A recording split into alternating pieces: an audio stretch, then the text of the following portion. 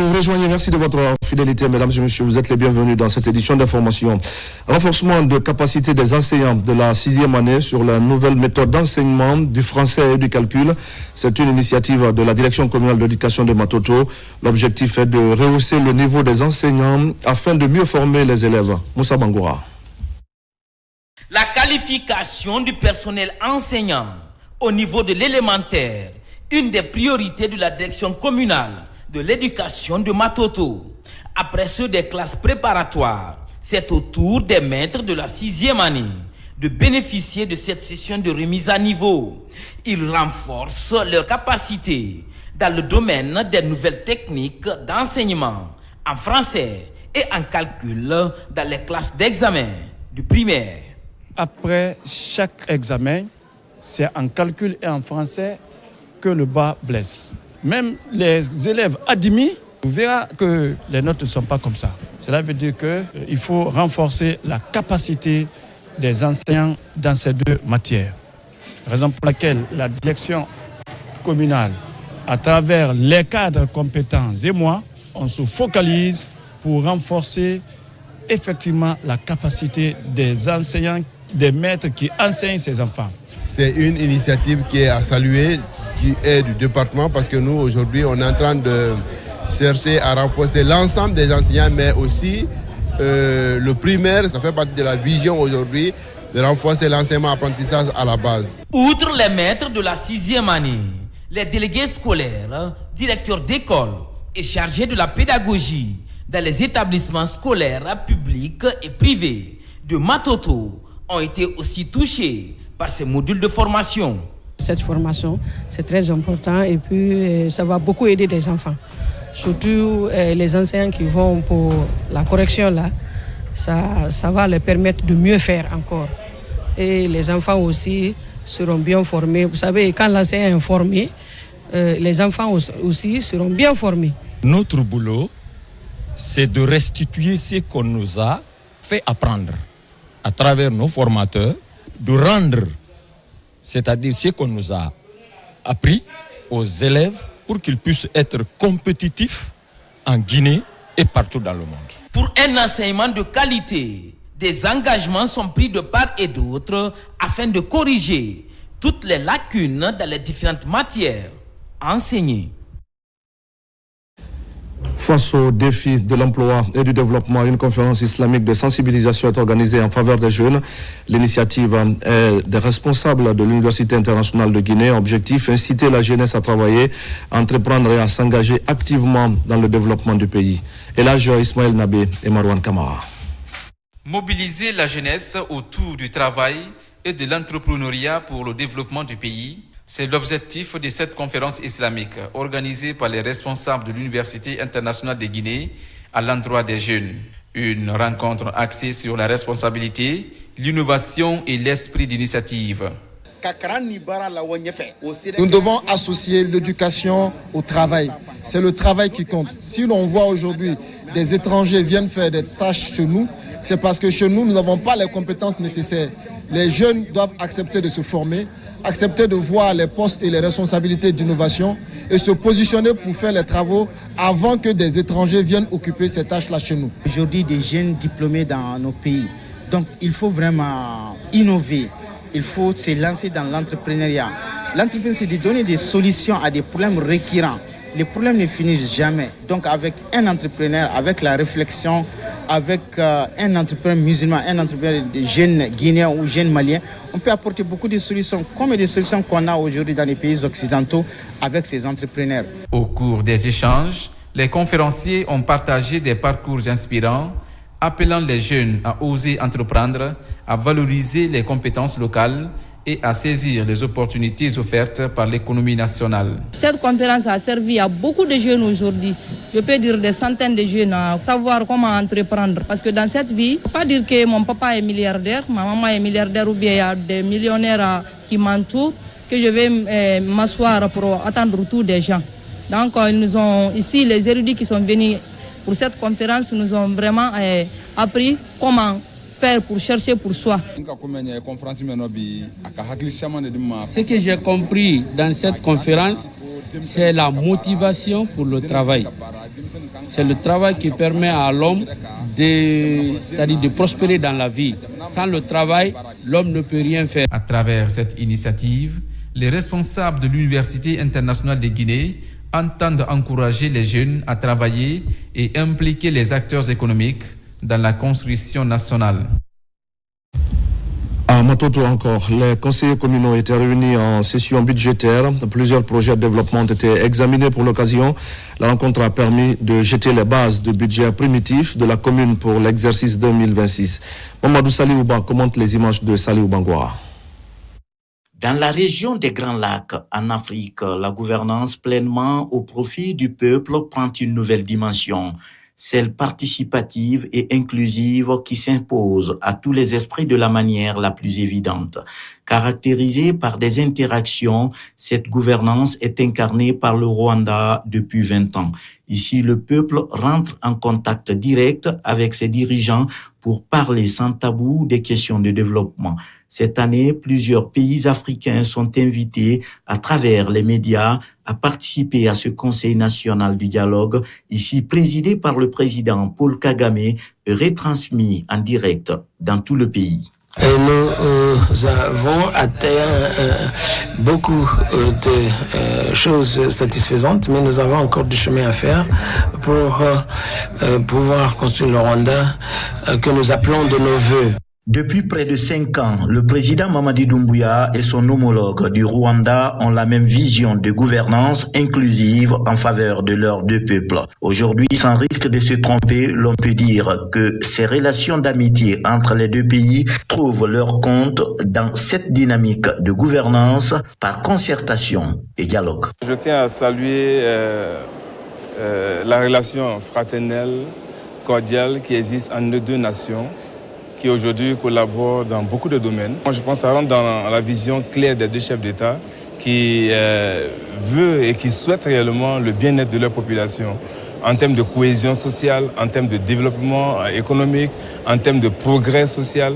On sort de la Guinée, on parcourt certains pays, on se rend compte que la Guinée aujourd'hui a repris sa place, la place qui lui était due. Au cours des débats, un éleveur pointe un doigt accusateur le département de l'agriculture au sujet du manque d'azote. À chaud, le président Kagame demande des explications, mais sans argument, le ministre de l'Agriculture demande pardon. Ça fait seulement une année que vous pensez à ce projet. Avant, il n'y avait rien. Vous n'aviez pas pensé à l'azote.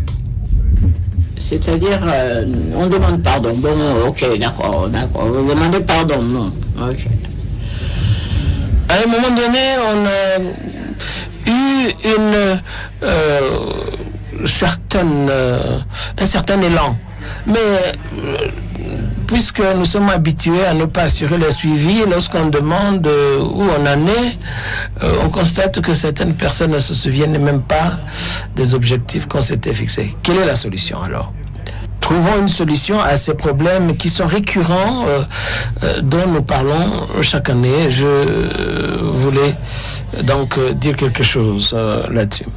Pour cette première journée de la 20e édition du Conseil national du dialogue dénommé Umushikirano en Kinyarwanda, le Premier ministre affirme que l'État doit travailler avec le secteur privé pour résoudre de manière urgente tous les problèmes. C'était donc là le compte-rendu de Abdul Karim Kamara depuis Kigali au Rwanda sur les travaux de la 20e édition du Conseil de la concertation et du dialogue pour une gouvernance inclusive. On revient à Matoto, je le disais tout à l'heure, les conseils communaux étaient réunis en session budgétaire. Plusieurs projets de développement ont été examinés. La rencontre a permis de jeter les bases du budget primitif de la commune pour l'exercice 2026. Mamadou Saliouba commente les images de Saliouba Ngouara. Au siège de la mairie de Matoto, les conseillers communaux se retrouvent autour des grandes problématiques de développement local. Sur la table, plusieurs projets, notamment la restauration des marchés de Guerpi et l'assainissement. Les débats sont essentiellement axés sur l'élaboration du budget primitif de la commune pour l'exercice 2026. Un document clé qui fixe les priorités d'action de l'exécutif communal. Nous sommes retrouvés en session d'orientation avec l'avis des uns et des autres pour tenir en compte les préoccupations en matière d'embellissement, de sécurisation et de reconstruction des marchés à un nouveau standing pour mettre nos citoyens dans toutes les conditions requises. L'État, en tant que puissance publique chargée de la territorialisation de toutes les politiques publiques, dont la mise en œuvre doit être assurée par nous en tant qu'autorité de proximité, nous nous sommes lancés dans une vaste campagne de déguerpissement. Il ne s'agit pas de déguerpir pour déguerpir. Quand vous déguerpissez, la nature a horreur de vivre. Le budget primitif de la mairie de Matoto pour l'exercice 2026 s'élève à plus de 298 milliards, répartis sous plusieurs projets d'intérêt communautaire. Ce budget primitif s'inspire du plan annuel d'investissement de la commune de Matoto, un outil de planification stratégique qui met l'accent sur l'amélioration durable des conditions de vie des populations à travers des projets concrets adaptés aux réalités locales. Nous devons faire en sorte que, parallèlement à notre grande capitale, que notre commune ressemble à une très belle commune. Et pour ça, le cadre de vie fait partie de nos priorités et surtout la rénovation de notre bloc principal. D'autres micro-projets qui gravitent, qui vont être entraînés dans nos efforts de réalisation. On a abordé dans tous les sens les différentes rubriques comme les actions d'assainissement, les actions de recettes, ici et là au niveau des marchés. Et vous savez bien que dans tous les quartiers, au niveau de tous les quartiers, il y a quand même des poches de recettes qui sont les marchés.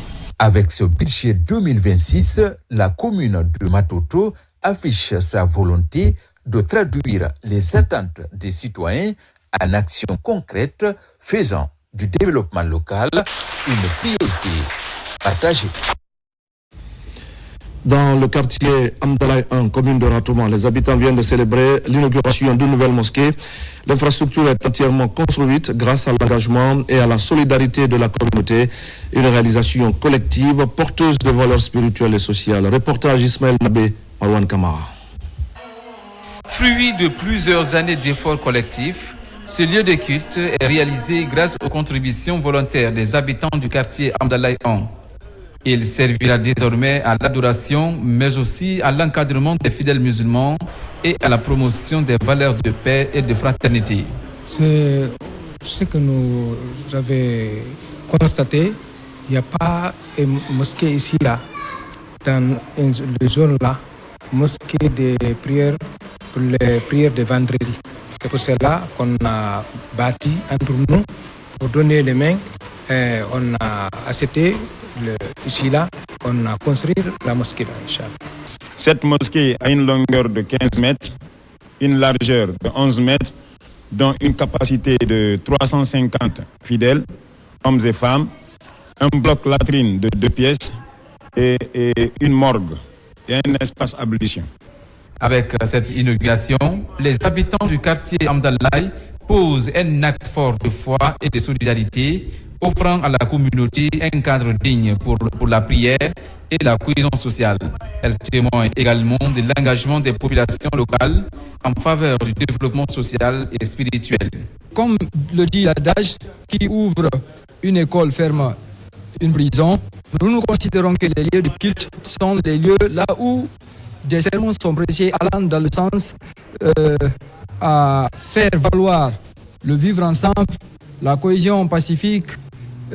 Donc ce sont des facteurs auxquels nous tenons beaucoup, car ce sont ces facteurs-là qui nous permettent réellement de réunir tout le monde autour d'un idéal qui n'est d'autre que réellement le développement de notre quartier, pourquoi pas de la Guinée.